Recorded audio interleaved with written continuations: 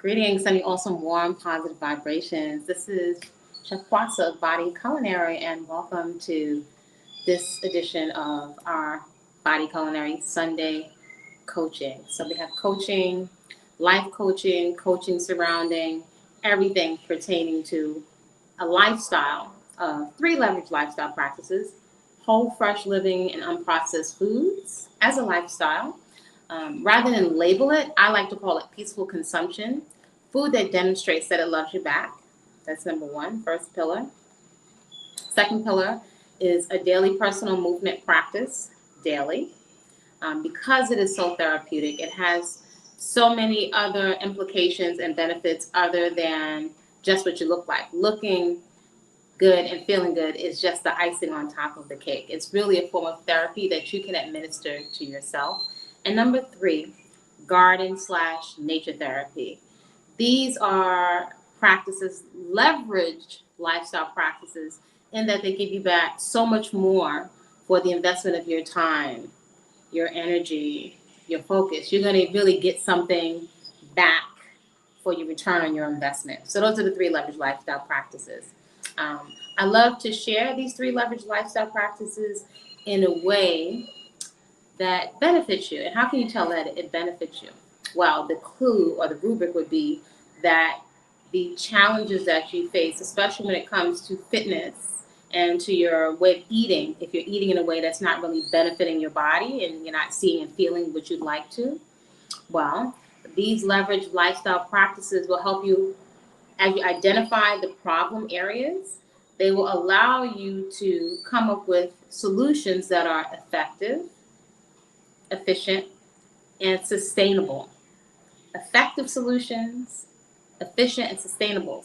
In contrast to just giving you a supplement, as many people like to ask for, a supplement or a quick fix that is likely to cost you a lot of money and that often is not sustainable for the long haul. And you could potentially buy these supplements, and because you haven't identified the root cause of the problem is still there. We're kind of band-aiding it. Greetings, greetings. I hope you are doing well. So on today's coaching, we're going to be exploring the topic of there's not enough time. There's not enough time to exercise, or what I'd like to refer to as a daily personal movement practice. There's not enough time to start a location, to start a garden, or to travel to and from a location for a community garden if you don't have the space, or you might be in a metropolitan area. There's not enough time to prepare the food. There's not enough time to exercise. So you can let me know what your experience has been. Not what you just started the last 7 days or the last month. What has been your experience when it comes to exercising or a daily personal movement practice, right? Let's be honest here. If we're not honest, right? If we're not honest, you're not likely going to be able to come up with an effective, efficient, sustainable solution, right? So I want to be honest, not for me, for yourself. If you can't be honest, you're not going to be able. That's one of the big reasons why people can't come up with an effective, efficient solution, an actual solution. So let's just say there's not enough time. What comes up for you, right? So hopefully you're using your journal. We're not just merely journaling. I invite you to swap or try, instead of journaling, using the journal as a tool. It's a tool for self-reflection. So our goal this year is to enact a lot more self-reflection. We can have a tendency to parrot a lot, and this is what humans do. We parrot, we copy, we mimic what looks good, what sounds good, which will help us get acceptance into the group or get validation from the group. Yet overall, it's not producing effective, efficient, sustainable results. And that's what we want. Also results that have some joy mixed in with the challenging work of transformation, right? So I invite you to grab your tool, your journal for self-transformation and self-reflection.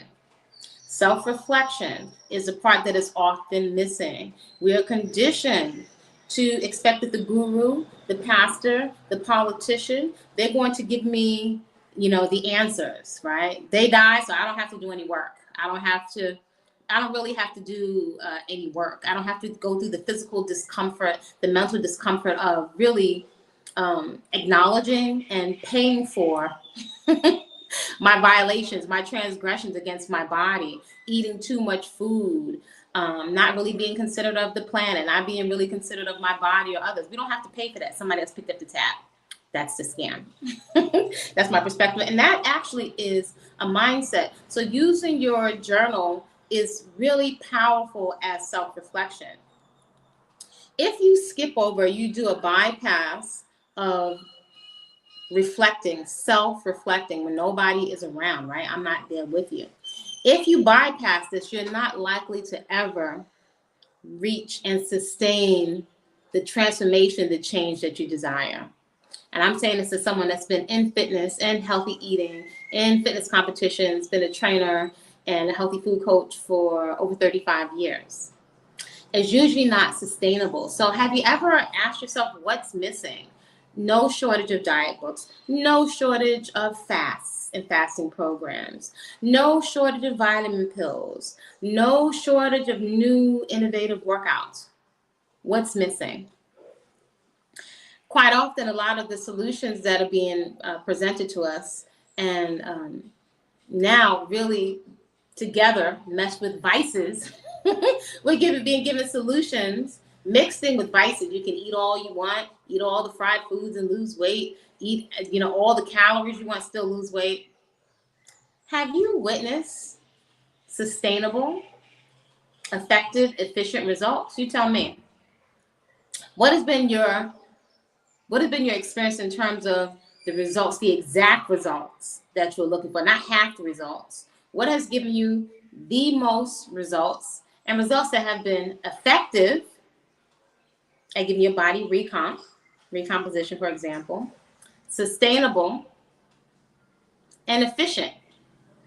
What has been your experience? Take a moment to reflect inside of your journal, and you can feel free to share it here or share it inside of the Body Culinary private community Discord. And if you have questions about that, reach out to me and send me a message.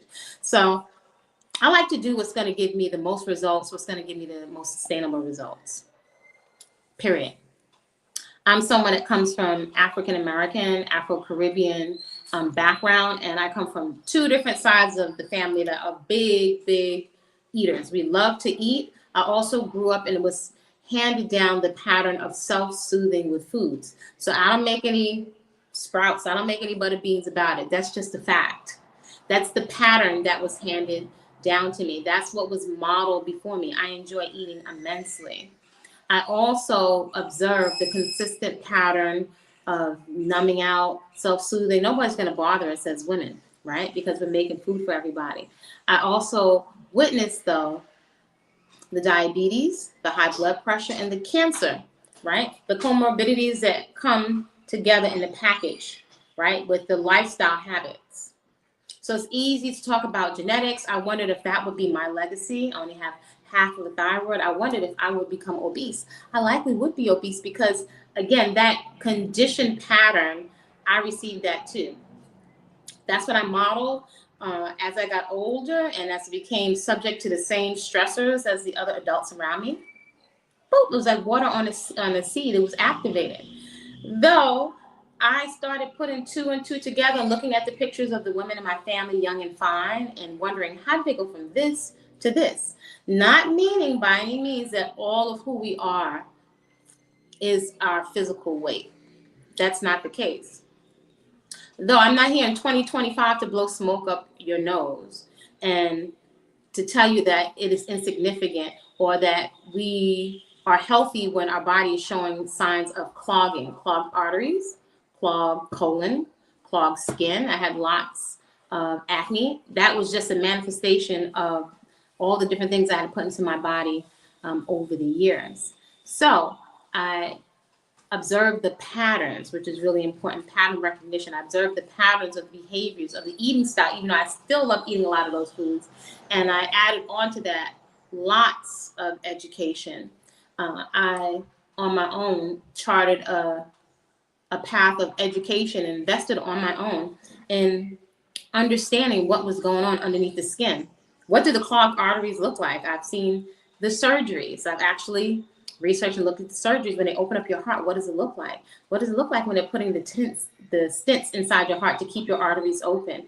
What does it look like when they're pulling the atherosclerosis out? So a lot of those visuals, in addition to working in a holistic health center, apprenticing under the author of Sacred Women for several years, a lot of that really opened and trained my eyes. I also had the benefit of really scouring the bookshelves of at Heal Thyself when I worked there for years, and invested in a lot of these books, a lot of old and out of print books, and taken so many workshops that I can't name on my own.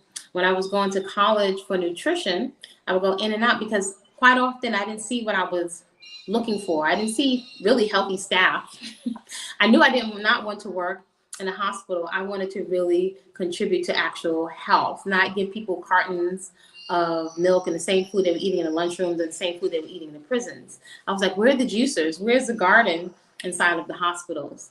So I had to, really, I didn't have to. I chose to contend with charting my own path.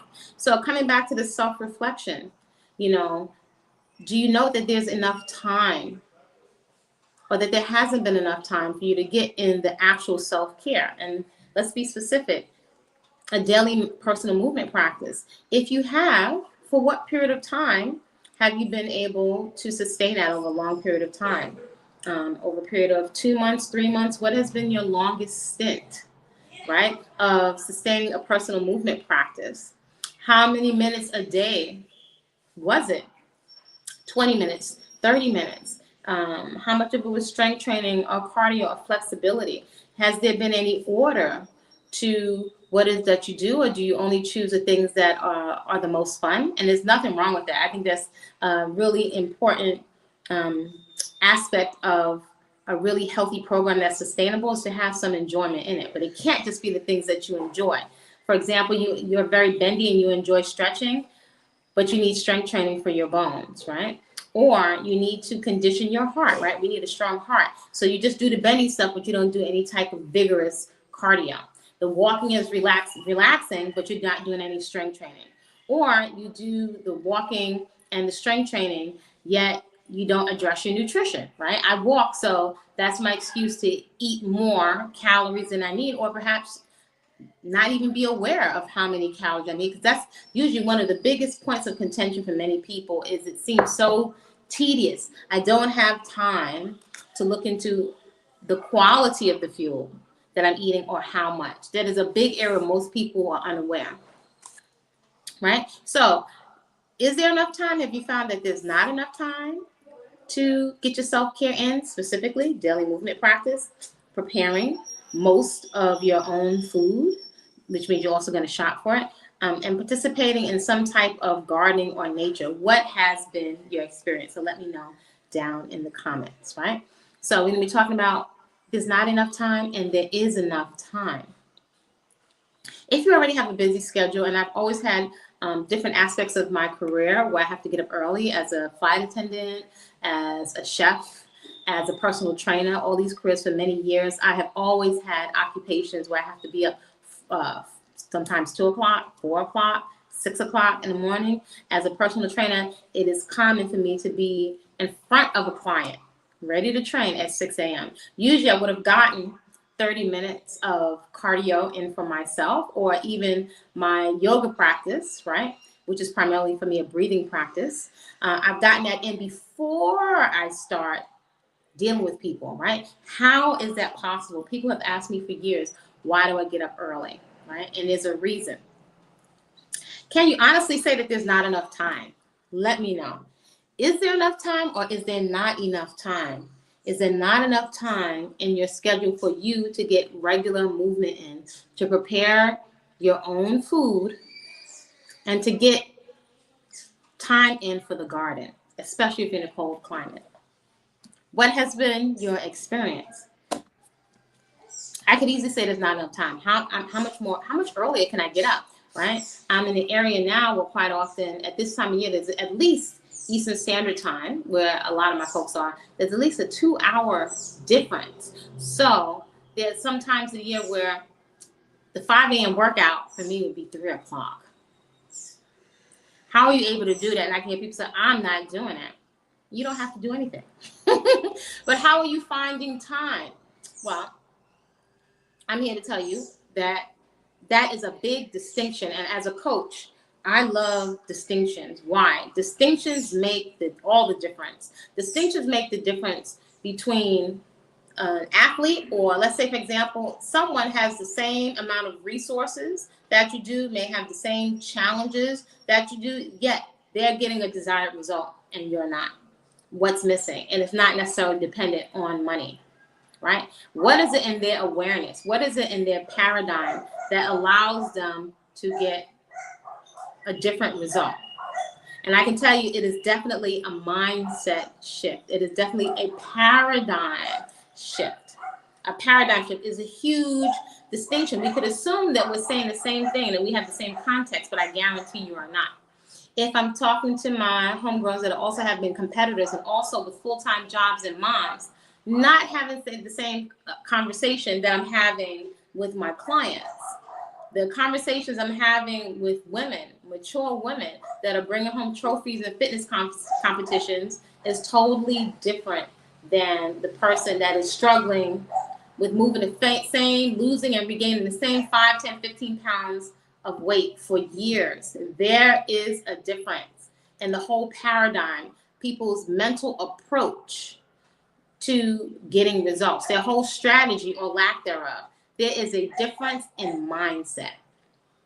That is a huge distinction. That distinction could save you years, take years off of your struggle of getting results. It can make the difference between 10 years of you moving 5 to 10 pounds of water around in your tissues at different times of the day, and let's say 6 months to a year, night and day, 10 years to 6 months to a year of a result. The paradigm shift is paramount. So I'm going to say there's not enough time if you haven't identified the problem, if you are always scrambling for time and running out the door, if you're not organized, if you have not pre-planned, if you don't have a trustworthy and a sustainable accountability partner, if you don't have somebody that keeps you accountable, no, there's not enough time. If you don't have any tools in place to measure your progress, to distinguish when it's time to progress, or you're just doing the same workout that you love, your old VHS tapes, I used to have a lot of VHS tapes, and you're doing the same thing that you've done for 10, 15 years, and it feels good, it's familiar, but you're doing the same movement pattern. There's not enough time, right? There is enough time, though. There is enough time when you can clearly identify what it is that you want, right? So let's examine, I want to get healthy, I want to get a little bit fit. You cannot go inside your place of work or go into your job and saying, well, I want to do a little bit of this and I guess I'll do a little bit of that. No, you have specific parameters. You have checks and balances. You have to write reports. You have to demonstrate your ability to produce a desired result. Why is it different when it comes to our bodies? You're held accountable if you don't produce the goal of results at your job. You're likely going to be fired and let go. Well, who's going to fire you when it comes to your body? If anything, the firing is going to happen with your arteries being shut down, your colon becoming blocked, your arteries also becoming blocked as a physiological response to stress. Almost as if you had been smoking cigarettes. Did you know that your body can produce chemicals, right? The body produces most of its own cholesterol, and you can begin to plaque up your arteries as a physiological response to stress. Basically, you don't have an outlet for stress. But the solutions that are being offered to you are more vices. Now, I don't tell grown folks what to do, especially if you're not paying me. So does it make sense to you to put smoke into your lungs, right? Let's say you want the medicinal properties of a plant. Really? As intelligent humans that are going to the moon, you can't figure out another way to extract the properties of the plant without putting smoke into your lungs? In addition, there's so many, a variety of plants. And even if you're putting these beneficial plants in, did you get to the root? Did you stop what was causing the stress in the first place? Did you remove yourself? Did you perhaps invest in learning nonviolent communication, which is a book that we're working on right now? Did you get to the root of what the cause of the stress is? What's causing the plaquing of the arteries? Whether that's your nervous system being triggered, insufficient sleep. Do you have effective strategies? And usually, if it's just you keep coming up with the same solutions or lack of solutions that's in your awareness. So if no new information is coming in, you're just looping around and around in circles. And there you go. 1 year, 2 years, 5 years, 10 years. Next thing you know, the body's not stagnant. It's either progressing and getting healthier, or it's aging and becoming more clogged and more stiff, right? But in your mind, we're ruminating, obsessing without doing anything different. We're staying in the same looping pattern. Meanwhile, the body's getting clogged and stiffer and more dried out and dehydrated. So that means our strategy is ineffective. This is not an insult. This is observation. Our strategy, if we have a strategy, is inefficient, is ineffective, and it's not sustainable. So I would not depend on my crackhead cousin to help me get off of crack.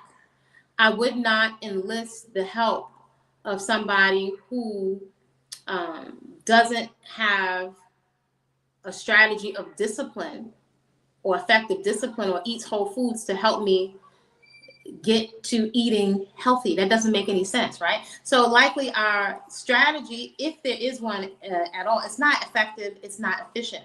So these distinctions we're not making. And even bigger, there is not a mindset. We don't recognize, we don't often admit, our ego doesn't allow us to admit I'm ineffective and I'm inefficient. Sometimes we can get emotional about it, maybe perhaps around New Year's, or maybe perhaps if we have an event to go to, we get emotional about it and we say, okay, enough is enough and I'm going to change. But usually, without really pinpointing what are the details in terms of the amounts of foods and liking my food, or some foods that just don't work for me, or some habits that just don't work for me. I turn it this way and that way, and it still produces a lackluster result. For example, certain foods, no matter how I try to turn them sprouted, vegan, live, certain foods just contributed to me having acne over and over. So at some point, it was just for me to be honest, like, this is not working. This has to go, right? And then swapping that for something else, finding else that I really enjoy to replace it with, that's what worked for me, right? Consistently, every time I went back to the other stuff, it produced a consistent result. So for me, and perhaps you can identify several things that give you a consistent result. So back to there is enough time. Do you have any ways to measure how you're spending your time? So this is the accountability. Your job, places of work, and business, they have different ways to measure in place. They have tools to measure how many clients are coming into the door, to measure sales increase, decrease, if they're losing money, to measure the electricity, how much they're spending on air conditioning. Why would it be any different with the business of your body? So what tools have you put in place to measure? Whether that's heart rate monitors, whether that's very simple system, the calendar system and the rubric that we use, your positive accountability calendar. Do you put it in somebody else's hands to give you some, with a trained eye, some effective, efficient feedback so you can see if you're on the right track, if you're on track for your goals? Do you allow yourself to be held accountable, just like you are at your job? That ego doesn't really like that. But the ego, that part of our intelligence, as I like to call it, you have the ego and you have your essence. Two different parts and necessary parts of your intelligence. They're two very important parts of your intelligence. Though, distinction, the ego will take out the host.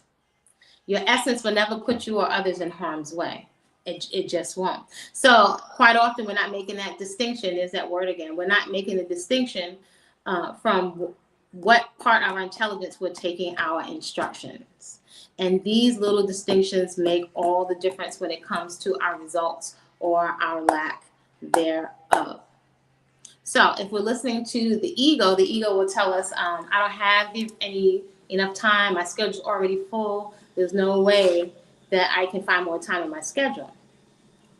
If we were to use some of these fancy apps that track your time, we'd likely be horrified with the amount of time we're using scrolling, and it's addictive if we're honest. Scrolling on social media, I'm going to add in there, this is just me, I'm going to add in there the amount of time we're spending supporting houses of worship or other people that are not necessarily reciprocating back to us in tangible ways, right? Some things that we need to be able to function and progress is we need healthy food. We need to get that healthy movement practice in. I would even say we actually need nature.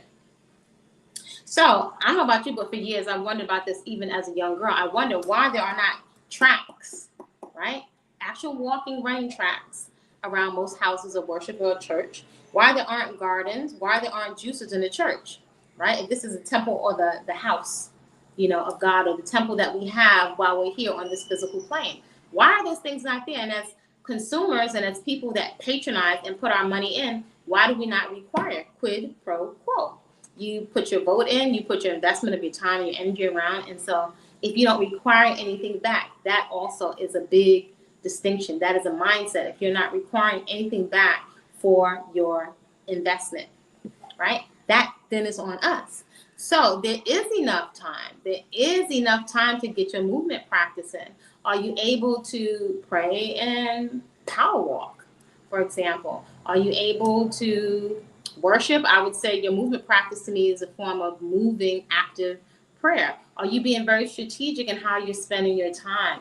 Are you prioritizing, as I hear a lot of people say, your personal relationship with your essence of God or source? Are you prioritizing the tool that allows you to experience that, which is your house, your body temple, which we will not have forever?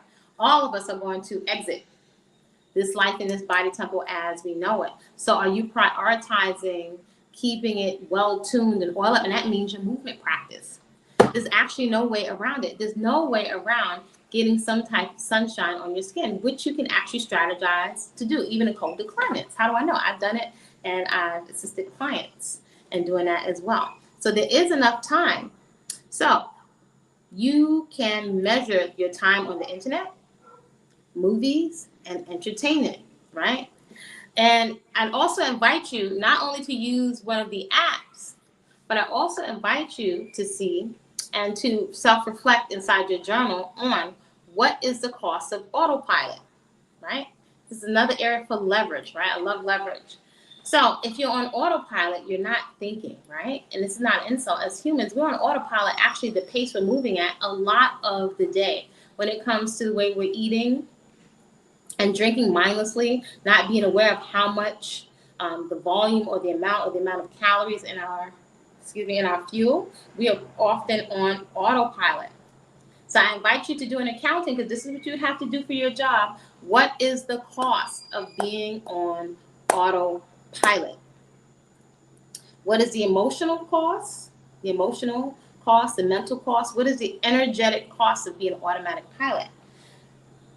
You not really being connected, or you being disconnected from how does the body feel when it's eating too much, or when it's eating just the right amount of food. How does your body feel emotionally when you're able to sense your physiological cues, right? The cues in your body to I've had enough eat. In contrast to not being sensitive to those cues, perhaps your mind is somewhere else on things that you're worrying about or stressed out about. And so you're not dialed into your body. You're more dialed into the dopamine and the pleasure center in your mouth as you're eating different snacks. But you're not dialed into the physical cues of when you have had enough fuel. How much is that actually costing you? Can you at least do an estimate? How much is that costing you per day? How much is that costing you to not have a whole bunch of energy and excess energy? What is the cost? See, these intangibles are areas where usually we avoid the cost. Any successful business is going to do an accurate accounting or some type of accounting of the cost. For example, there are many companies now that will implement some type of reimbursement for using the gym or things that promote wellness, because when they run the numbers, they see that it's costing them more money in terms of sick days or having workers that are just not performing optimally, right? So they're actually going to make more of a profit back than the money that they may invest in adding a basketball court or adding a discount to a local gym. That's a win-win situation, right? So there is a cost, an emotional cost, a mental cost to toxic relating, right? Even if you're getting a dopamine hit from the entertainment online, it's mentally what we're engaging in has us focusing on what we are not and what we don't have, and tapping into those 6 basic human fears: fear of death, fear of illness, fear of poverty, fear of old age. Did you say illness? Criticism, and loss of love or never finding love. The 6 basic human fears, right? If that is being tapped into and triggered in a negative way, right, in terms of you constantly seeing what it is that you don't have and you don't want, then how much is that costing you, right? These, I would say, are big energy leakages. They're big leakages of focus, right? Was really challenging. Let me know what has been your experience. Do you find that it's challenging to maintain a focus when it comes to your health and your fitness? Actually getting the things done, getting the movement practice completed so you can check it off on your positive accountability calendar. What would it take for you to be consistent? What's missing? Is it the accountability part? Is it being uncomfortable? Is it you're doing an effective workout? Are you burning enough calories? Are you just taking steps but not doing strength training? Have you done an accurate assessment? Right? Are you engaging in content that is entertaining but draining? Are you consuming in a way that is delicious, sensorily with your senses, delicious but depleting? And are you also engaging and consuming content that's giving you dopamine but it's distracting? Those are 3 distinctions that I have been really marinating on.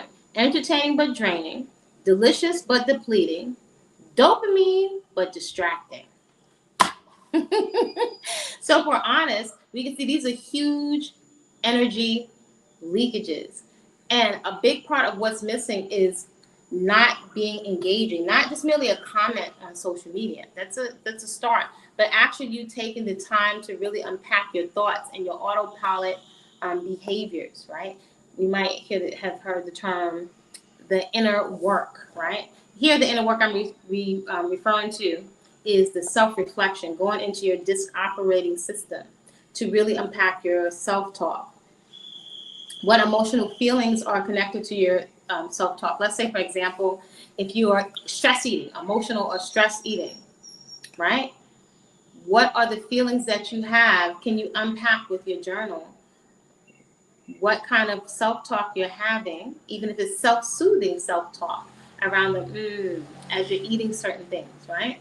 Or your justification for eating things that are not in alignment with your goals, right? Your justifications for eating more than you need, right? Your justifications for avoiding learning actually how much you need, the quality and the quantity. What's your emotional internal self-talk as you do your food prep, right?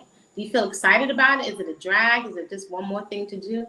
These are key opportunities for leverage to catapult you ahead when it comes to achieving certain results when it comes to your food and your fitness as a lifestyle, to your healthy eating of whole, fresh living and unprocessed foods, and your fitness in a way that's super enjoyable. It's a mindset and it's a paradigm shift. Somebody is on a channel where there's enough time. Somebody's on a channel where there's not enough time. So that means the same time is occurring to them differently due to different circumstances. What has been your experience, right? Your self-talk and your emotions, your feelings as you're going through these different exercises. Can you unpack what are the triggers that you're experiencing when you're on your autopilot, right? When we're in our autopilot behaviors, when I think we're just doing, and it's habitual, and it's conditioned not to be underestimated. What kinds of patterns can you notice when it comes to fear of the unknown, right? Fear of the unknown. We want to get in shape, but maybe perhaps that's unknown, or maybe it's become unknown what it feels like to feel tight and light in my body, with a body not tight in terms of stiffness, but it's nice, tight and it's toned. That's a mindset shift. When you achieve that, you're able to sustain that. Maybe not be an underwear model, but be able to sustain a healthy, natural weight for the long term. That has a look and it has a feel to it. It has certain emotions and pictures in your head that go with that specific result. What kinds of triggers are you experiencing from broken promises to yourself? How is that making you feel? It doesn't feel good to be stood up. That's really sucks. But if you haven't strategized, taking your time to strategize, what's the ideal time for me to get my movement practice? And then holding yourself to the times you've come up with. How do you think you feel about that? It's easy to pinpoint how we feel when somebody else stands us up. When we stand ourselves up, what does that feel like?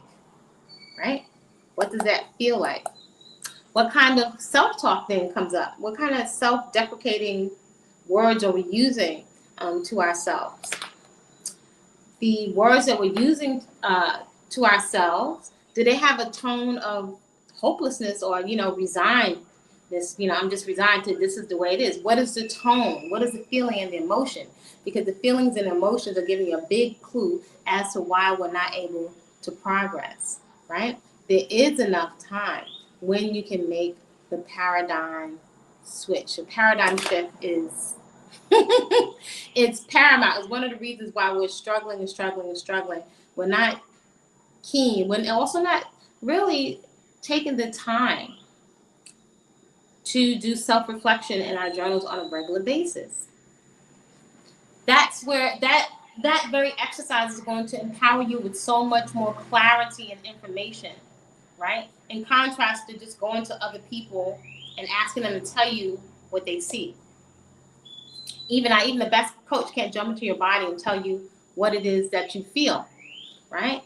You doing the inner work, which it is inner work, right? Your contemplation and you're noticing your self-talk and how it's making you feel, noticing the conditioned patterns and habits of behavior is a game changer when it comes to adjusting your mindset. If your mindset doesn't shift, it is highly unlikely that you will be able to sustain the results that you strategize, right? You won't be able to maintain the strategy without first a mindset shift. So I'm curious to know, right? What has been your biggest challenge when it comes to shifting your mindset, right? Let me know in the comments. Feel free to reach out to me for coaching. And also if you have questions, create a great day on purpose simply because you said so.